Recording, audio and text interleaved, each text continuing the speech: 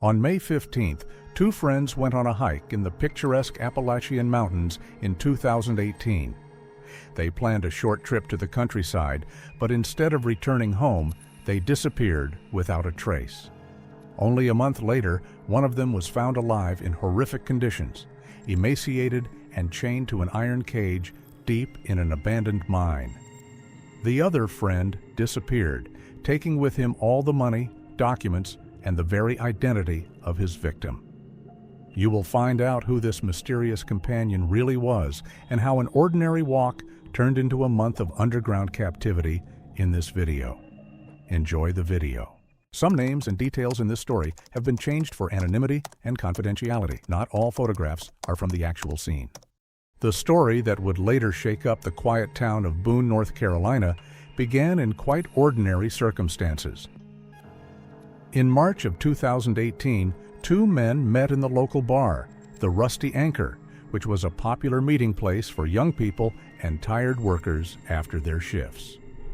21-year-old Donald Foster was a typical representative of the local community.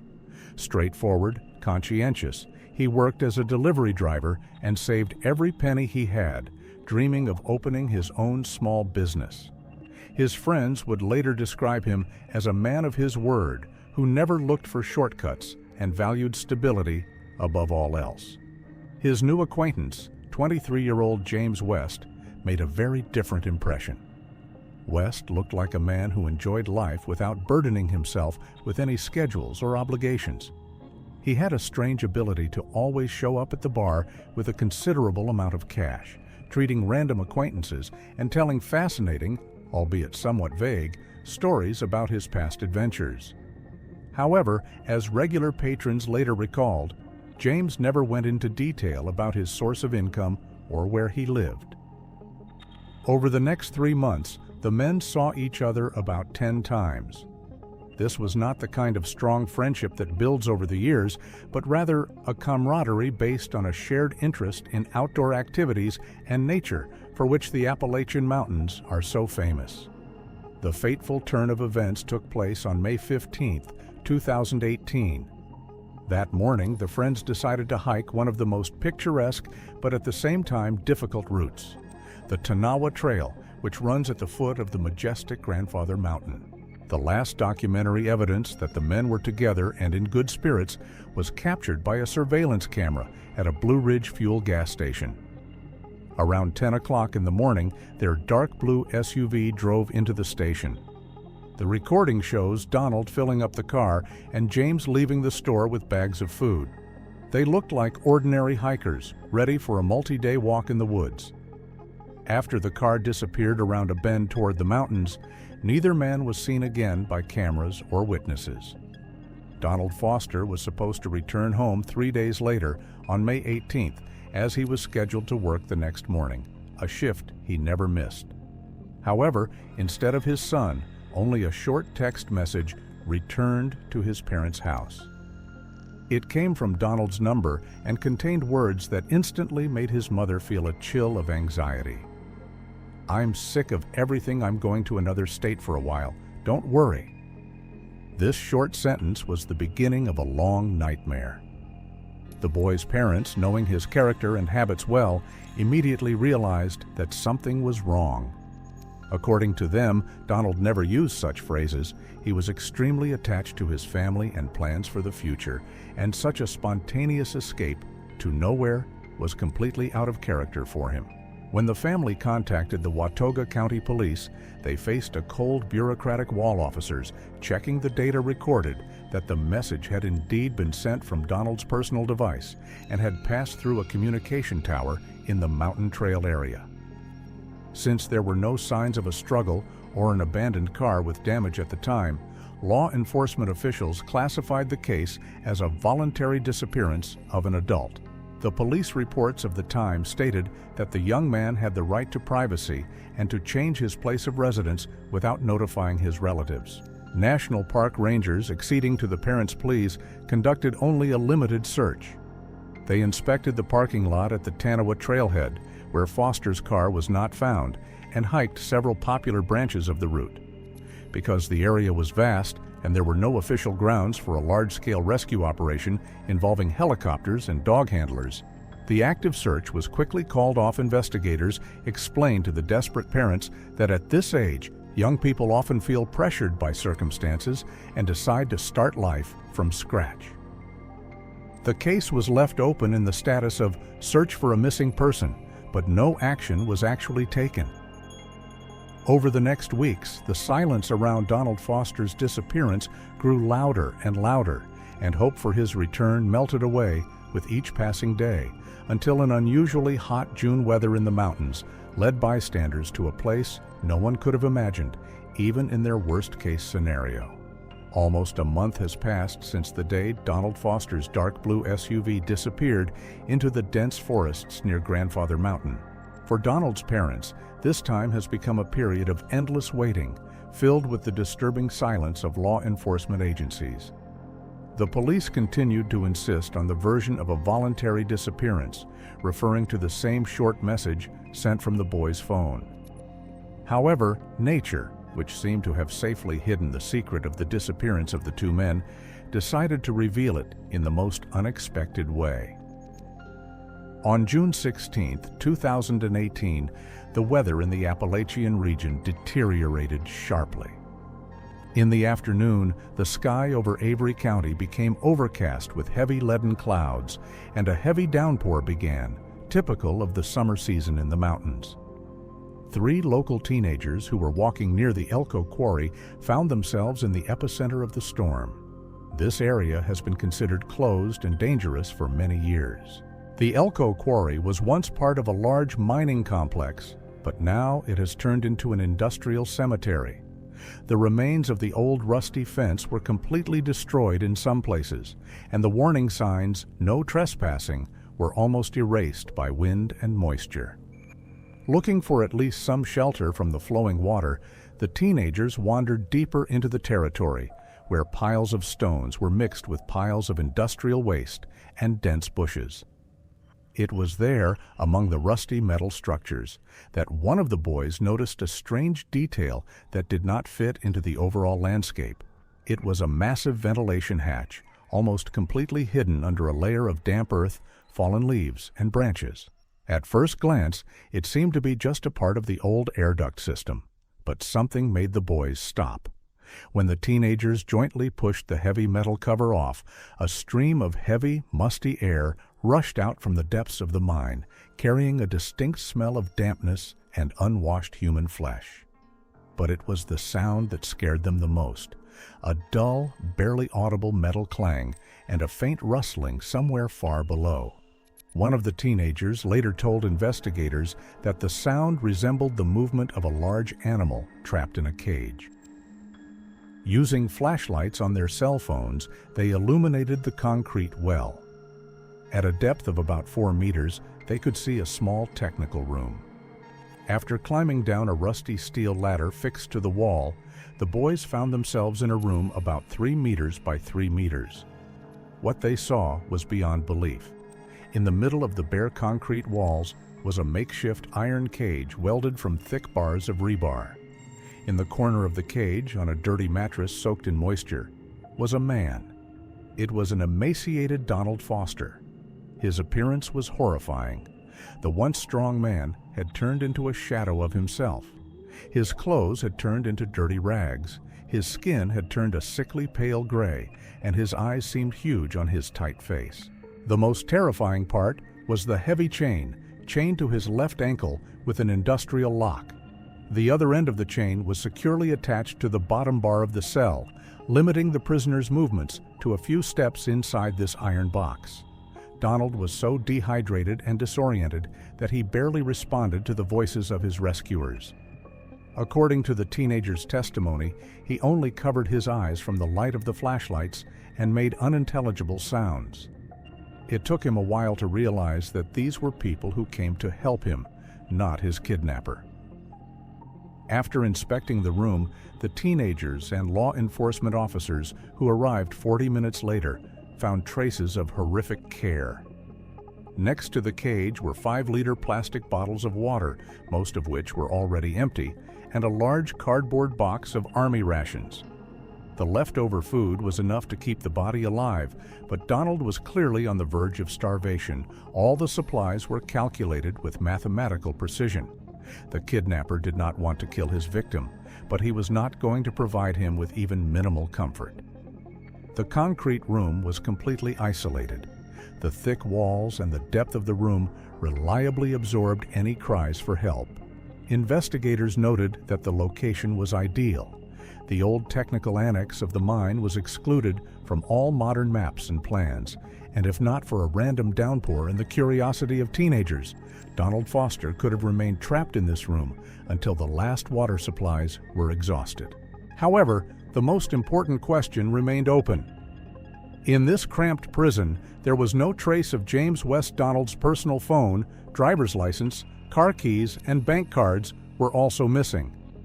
Not even a single personal item that could have belonged to West was found at the site, except for professionally installed locks and a chain attachment system. It looked as if West had simply cut his friend out of his life, leaving him to slowly fade away in a concrete bag while he disappeared in an unknown direction, taking everything that belonged to Foster. As paramedics carried Donald on a stretcher to the ambulance, he tried to say something, but his voice was too weak. At that moment, no one knew that the real purpose of this kidnapping was much more cynical than just a ransom or robbery. While Donald was fighting for every breath of air underground, someone else on the surface had already managed to become the new Donald Foster, methodically draining his accounts and destroying his reputation. The police began collecting evidence inside the mine, hoping to find at least a fingerprint or hair that would belong to the kidnapper. However, the professionalism with which this sterile prison was set up indicated that James West, whoever he really was, had been preparing for this crime long before that memorable evening at the Rusty Anchor Bar. When the first teams of forensic scientists descended into the concrete bunker beneath the Elko quarry, they were shocked not only by the brutality of what they saw, but also by the frightening methodicality with which the place had been prepared. This was no spontaneous hiding place found at the last minute. Every inch of this technical extension of the old mine had been thought out to become the perfect prison that would reliably isolate a person from the outside world. The concrete walls of the room were more than 60 centimeters thick, and the ventilation system was designed in such a way that the air was not brought directly to the surface, but through an extensive network of old drifts deep into the rock. This meant that any sound, any desperate cry for help, simply dissolved into the earth without any chance of being heard on the surface. Evidence collection experts who worked for hours in the room under powerful spotlights were faced with an almost perfect absence of biological traces of the intruder. Not a single classic fingerprint was found in the room. The hijacker acted with surgical precision, clearly aware of the methods of modern police work. However, a thorough inspection of the floor and metal structural elements with special lamps and microscopes gave some clues. The investigators found numerous microfibers that came from professional nitrile or rubberized work gloves. In addition, traces of fresh cement dust and small fractions of dry mortar were found at the joints of the concrete slabs and around the base of the cage. This indicated that the cage had been built directly into the floor shortly before the abduction, and the structure was secured with industrial-strength anchor bolts. The cage itself became a separate object of investigation. It was welded from thick bars of rebar, which are usually used to strengthen the foundations of multi-story buildings. Investigators noted that the lock on the door was brand new, of a high security class, and the chain that chained Donald belonged to a type of industrial cargo chain capable of withstanding a load of several tons. All of this indicated that James West had technical skills and access to construction materials or tools, which significantly narrowed the search. After Donald Foster was stabilized in a local hospital, he began to give his first testimony to Detective Anna Miller. His story was fragmentary, filled with long pauses, during which he simply stared at one point, flinching from any sharp sound. According to Donald, it became known that the first few days in this concrete trap were a real hell for him. He said that at first he spent hours screaming at the top of his lungs and banging on the bars of the cell, hoping that someone on the surface would hear him. However, the only response was a deathly silence, broken only occasionally by the sound of water droplets running down the damp walls. Very quickly, Donald realized the futility of any attempt to attract attention. The psychological pressure of isolation was so powerful that at one point he began to lose track of the days, guided only by the faint light coming through the ventilation hatch high above. The behavior of the kidnapper was the most frightening part of the prisoner's story. James West appeared at the hideout about once a week. He always followed the same algorithm. He would go downstairs when it was already dark, working exclusively with thick gloves and a mask that completely covered his face. He never turned on a stationary light, using only a dim headlamp, the beam of which was never directed in Donald's direction. Throughout his imprisonment, James hardly spoke. Any questions or pleas for explanations were met with cold, silent indifference. Moreover, he demonstratively avoided eye contact, as if he perceived Donald not as a living person, but as an object requiring minimal maintenance. West would bring bottles of water and boxes of army rations, which he would simply push through a small hole in the bottom of the cage. According to Foster's testimony, any attempt to resist or even ask for an extra portion of water was punished with particular cynicism. If Donald tried to prevent West from leaving or staged a protest, the next time the kidnapper would not appear for 10 days, leaving the prisoner without water in conditions of constant thirst. This system of punishment was aimed at completely suppressing the victim's will. Donald recalled that after the first such lesson, when he was left without a single drop of liquid for 3 days, he stopped resisting and began to follow all the silent instructions of his tormentor. The sterility of this prison was not only the absence of fingerprints, but also the complete absence of any emotional connection. For West, Donald was just a key to something else, a tool that needed to be kept functional, nothing more. The investigators analyzing this data began to realize that they were dealing with a person with pathological calmness and a tendency to long-term planning. The room under Elko's quarry was only part of a larger mechanism that had been in place since the moment the two men first raised their glasses at the Rusty Anchor Bar. While Donald was weakening in his iron cage in complete information isolation, his captor was methodically implementing a plan whose scope law enforcement was only beginning to guess at, studying the empty shelves in the concrete bunker where Foster's documents and phone had previously been kept. While Donald Foster was in a state of complete physical and informational vacuum, chained to an iron cage deep underground, his digital personality led an extremely active life. For the outside world, banking systems, and automated services, Donald did not disappear. On the contrary, he became an active consumer and traveler. Investigators from the Cybercrime Department, who later reconstructed the chronology of financial transactions, found an impressive picture of the methodical and cold appropriation of another person's life. During the month when the real Donald was struggling for every sip of water, more than $12,000 were withdrawn from his bank cards. The attacker was very cautious, choosing ATMs in large shopping centers and on busy streets in Asheville and Charlotte. He never withdrew the entire amount at once, trying to imitate the behavior of a person who is simply spending money on expensive purchases or entertainment. However, the security system of financial institutions eventually reacted to the anomalous activity. Geographic disparities. The transactions took place in cities that were a considerable distance from Foster's place of residence. Changes in the consumer basket. The sudden large cash withdrawals were atypical for Donald, who had previously used the card only for small household expenses. Blocking. After another attempt to make a large withdrawal at a Charlotte bank, one of the major cards was temporarily blocked due to suspected fraud. This incident forced the attacker to change his tactics. Realizing that access to bank accounts could be completely blocked at any time, he moved on to more aggressive methods of enrichment. Using Donald's personal data and his original driver's license, the hijacker arranged 3 quick online loans through microcredit services that are famous for their minimal customer verification requirements. The technical aspect of this fraud was flawlessly executed. The attacker used Donald's personal smartphone to confirm each transaction. This created a perfect digital illusion of legitimacy. Formally, the system saw an absolutely trustworthy client. Requests came from the same device that the owner had been using for years, the SIM card remained active, and all passwords and verification codes were entered without a single error, the cyber police report said. In order not to give away his location, the digital double completely disabled geolocation on the device, and transaction confirmations were reduced to simply pressing a button or entering codes received in messages.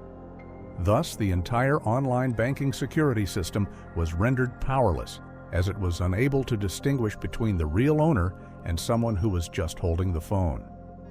While Donald was losing weight and hope for rescue in the concrete room, his credit rating was collapsing and his debts were growing.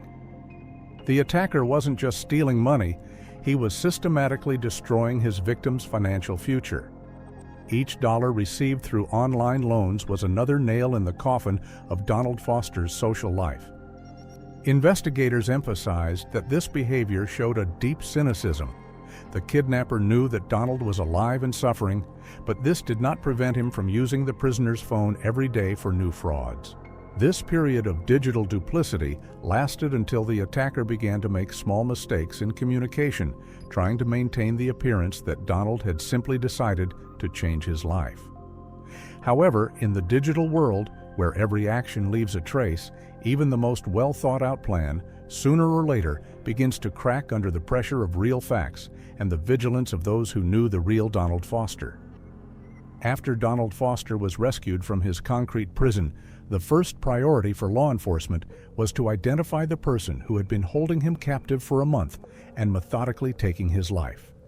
Investigators had only one name: James West. That was how the man introduced himself to Donald during their first meeting at the Rusty Anchor Bar. However, the very first check of official North Carolina and federal databases brought a stunning result that stumped the investigation. According to the criminal case file, the kidnapper's real name turned out to be the first big mystery. According to the data obtained, the real James West did exist, but he could not have been in the Appalachian Mountains in the spring of 2018. A check of the Social Security database showed that the real West had died in California 5 years ago as a result of an accident. The fraudster who kidnapped Donald skillfully used the identity of the deceased. He possessed sophisticated fake documents, a driver's license, a social security card, and even a credit history, which allowed him to rent a house, buy cars, and most importantly, gain people's trust without arousing any suspicion. This discovery changed the nature of the investigation. The detectives realized that they were not dealing with an ordinary amateur criminal, but with a professional identity thief who had carefully built his shadowy activities. However, even the most experienced criminals sometimes leave clues in everyday conversations that they themselves do not pay attention to. A key breakthrough in the case occurred during one of Donald Foster's lengthy interviews conducted by Detective Anna Miller while he was in the hospital. While reviewing fragments of their few conversations in a bar, Donald recalled a small detail. He told investigators that one day, after a few beers, James casually mentioned his work at a large construction site in the Linville area. He complained about the harsh working conditions and the specifics of working with concrete in the mountainous terrain. This information became a thread that Anna Miller took hold of. She began a large-scale investigation of all contractors and subcontractors who had done any construction or engineering work in the Linville area during 2017. It was painstaking work, requiring hundreds of payroll records and employee lists to be examined. 3 weeks into the search, Detective Miller came across an interesting report from a construction company that specialized in landscape stabilization. According to the company's internal documentation, at the beginning of 2017, one of their laborers was fired with a scandal. The reason for the dismissal was a series of thefts of professional tools and equipment from the company's warehouse. But the most important thing was not the dismissal itself, but the man's job duties. As it turned out, he had direct access to the company's archives, which contained old plans and technical documentation for engineering structures throughout the region, including abandoned industrial facilities. Among these papers were detailed drawings of the technical extensions of the mine near the Elko Quarry, the very place where Donald was later found. Investigators assumed that the perpetrator not only knew about the existence of the mine, but also had precise knowledge of its structure, ventilation ducts, and the degree of insulation of the concrete rooms. When Anna Miller accessed the employee's personnel file, she saw a photograph provided at the time of employment. Although the man in the photo had a different hairstyle and did not wear glasses, his facial features identified him as the same James West, who had a beer with Donald at the Rusty Anchor Bar. Moreover, the case file indicated that this man had a diploma in metalwork and welding skills, which fully explained the appearance of a professionally made cage in the dungeon. However, when the police tried to track the suspect's current whereabouts at the address listed in his personal file, it turned out that he had disappeared from there 6 months ago. The house was rented under another fictitious name, and the owner only remembered that the tenant always paid in cash and left little or no garbage behind. It became obvious that the criminal had prepared his retreat as carefully as the kidnapping itself. He acted like a ghost, appearing only when he needed to choose a new victim. The clue found in Linville allowed the investigation to finally give James West real human features, but it did not answer the question of where he is now. While detectives were looking into his past, the criminal continued to move between states, using the resources he had taken from Donald Foster. The police realized that they needed to act faster because the money in Donald's accounts was not infinite, and when it ran out, the ghost could change his identity again and disappear forever. Any criminal scheme, even the most elaborate, has its vulnerability, and most often it lies not in technical miscalculations, but in the human factor James West, who demonstrated remarkable skill in identity theft and prison engineering, made a fatal mistake exactly where he felt most secure: in his digital correspondence. While Donald Foster was in complete isolation underground, the kidnapper tried to maintain the illusion of his normal life in order to delay the start of an active search as long as possible. The main obstacle for West was Donald's family. The boy's mother, feeling unwell from the first day of his absence, continued to write messages to her son every day, hoping for a detailed response.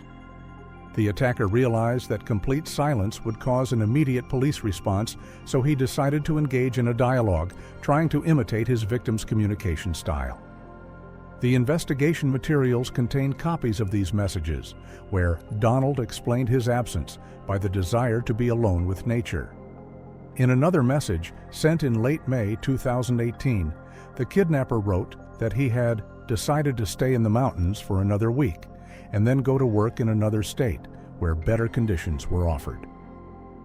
At the end of the text, he added a word that should have sounded gentle, but became a sentence for him. He addressed the woman using the word "mommy." As Donald's mother later recalled during official interrogation, this moment was a point of no return for her. She told detectives that her son, despite his love for his parents, was quite reserved in expressing emotions through text. Throughout his life, he never used the word "mommy," always preferring the simple and short "mom." This tiny stylistic discrepancy instantly shattered the woman's confidence that it was her child who was communicating with her. The mother felt that there was a stranger behind the phone screen trying to manipulate her feelings. It was this little thing that made Foster's relatives act much more decisively. They turned to law enforcement again, but this time not just to ask for a search, but to check the last financial transactions on their son's cards. Under pressure from the family's irrefutable arguments about Donald's strange online behavior, the police finally obtained a court order to access the bank data. An analysis of the statement showed that while Donald was supposedly vacationing in the mountains, his card was used to buy a very specific set of goods. One of the transactions led investigators to a large hardware store in Morganton. The receipt listed bags of cement, metal fasteners, new locks, and several packages of army rations. It was a package that did not fit the image of a man who was about to move to another state to work in an office or delivery job. Detective Anna Miller immediately traveled to Morganton to retrieve the store's surveillance footage. The footage from May 20, 2018, showed a man at the self-service checkout counter. He was wearing an inconspicuous gray hooded sweatshirt and a baseball cap, which he pulled low over his eyes in an attempt to hide his face from the lenses. However, modern image analysis systems made it possible to identify key parameters: height, posture, and the suspect's characteristic gait. The man in the video matched all anthropometric data with the same James West, seen by witnesses at the Rusty Anchor Bar. The footage showed him coldly paying with a Donald's card, loading heavy bags of cement into the trunk of a blue SUV belonging to the victim, and calmly leaving the parking lot. Now the police had not just a description of the ghost, but concrete visual evidence and the direction of his movement. This discovery gave the investigation a new impetus. It became clear that the attacker had not just run away with the money, but was actively using Donald's resources to support some kind of hidden infrastructure. Every new purchase made with the stolen card left a digital and physical trace. While West believed he was skillfully leading everyone by the nose by imitating his victim's correspondence style, law enforcement officers had already begun to narrow the search around the areas where Foster's funds most often popped up.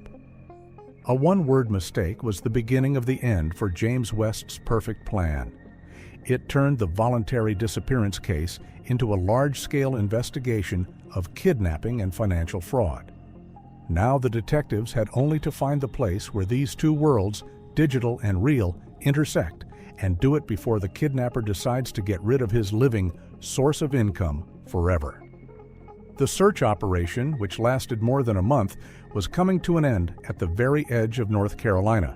Thanks to the coordinated efforts of the cybercrime unit and local sheriffs, the digital trail left behind by Donald Foster's digital double finally led law enforcement to a specific geographic location. On June 20, 2018, the system of surveillance and monitoring of bank requests issued a critical alert.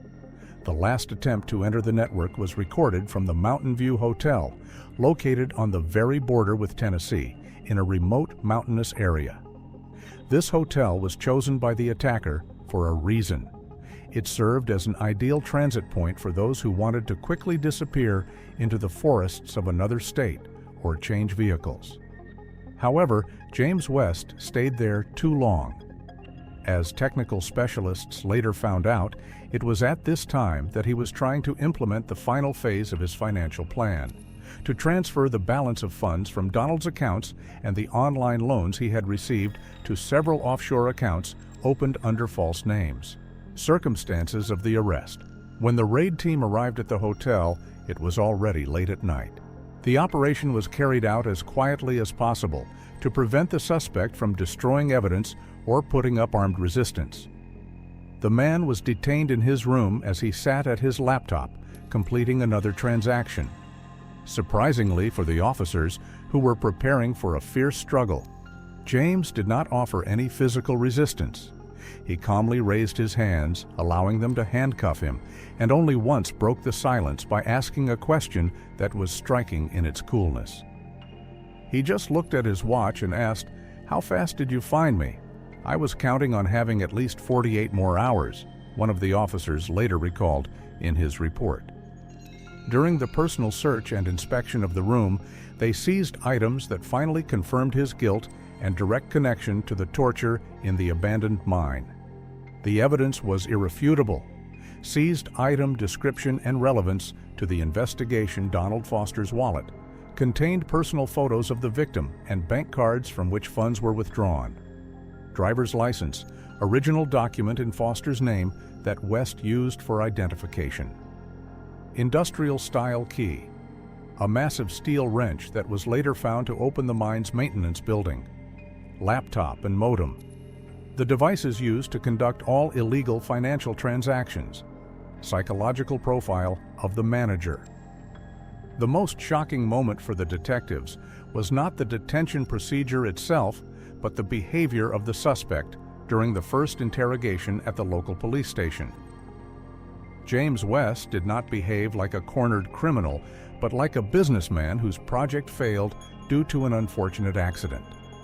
His calmness was so cynical that even experienced officers with over 20 years of experience felt disgusted with the detainee.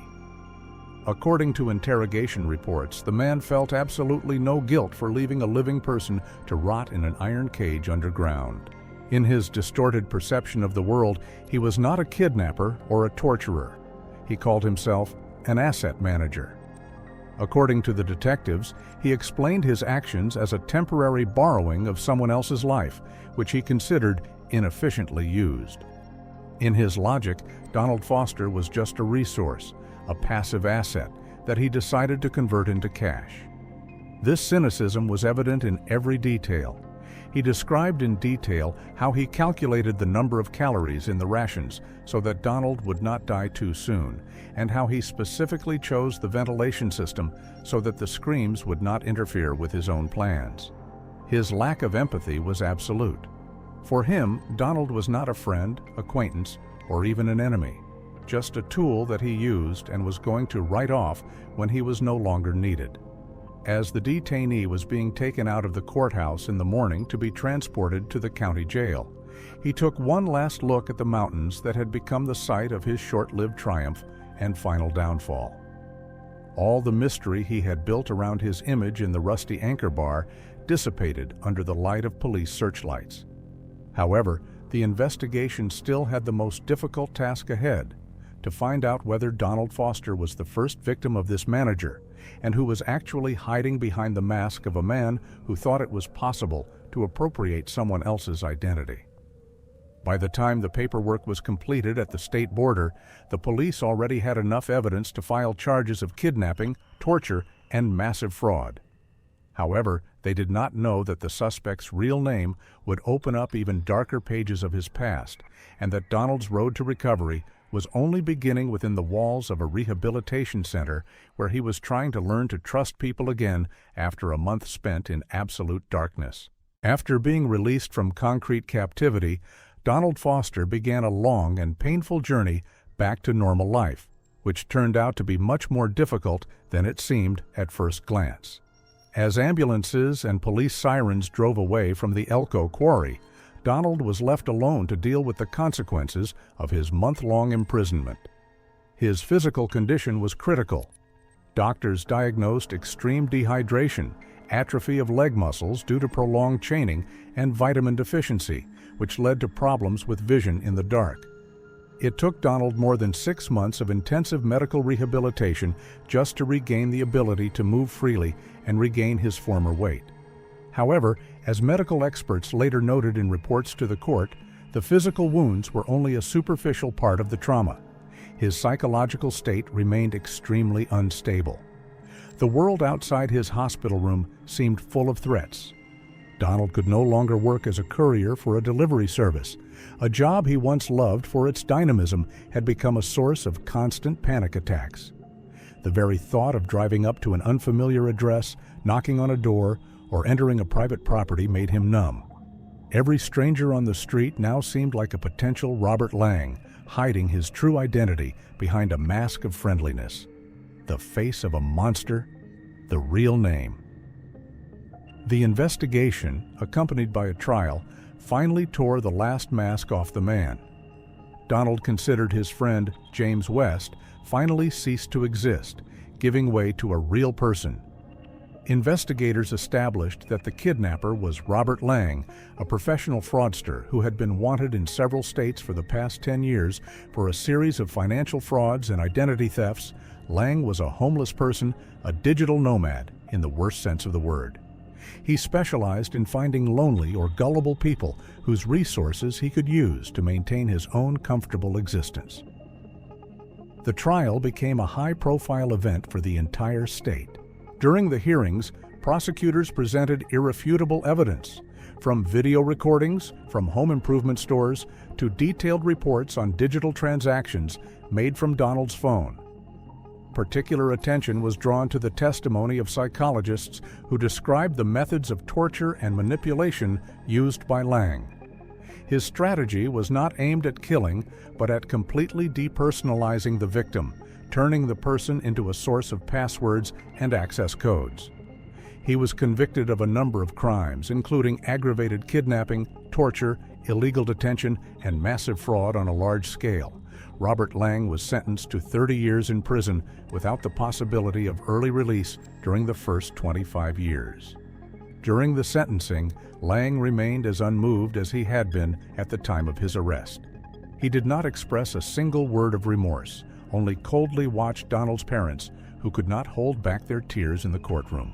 The legacy of the tragedy and new rules. This case had far-reaching consequences for the entire banking system, and online lending services in the state Donald Foster's case became a major precedent that proved that purely technical verification through a mobile device is not a guarantee of security. Within a year after the trial, new verification rules for fast online loans were introduced. The systems now required not only phone verification, but also real-time biometric face verification or additional video verification for large amounts. However, for Donald himself, these legislative changes were little consolation. He tried to start his life anew, but the shadow of the abandoned mine continued to follow him. His once vivid dreams of owning his own business crashed against the wall of post-traumatic stress disorder. According to his loved ones, he often spent his evenings going through old messages and trying to find the exact moment at the Rusty Anchor Bar when he made the mistake. "I just wanted to have a beer with someone who seemed interesting. How could I have known that behind every word he said was a calculation of my death?" These words of Donald, spoken in one of his rare interviews, became a symbol of lost trust. Donald Foster survived, but his identity was partially destroyed along with his financial future. The case of the Appalachian prisoner has remained in the history of forensic science as an example of how vulnerable a modern person is in an era where the phone in his pocket is both the key to all doors and the main tool for his own destruction. Donald's story is not only a tale of survival in an iron cage, but also a warning that real evil often looks like a casual acquaintance who offers to share an evening with you in a cozy bar while he methodically prepares a place for you in the dark.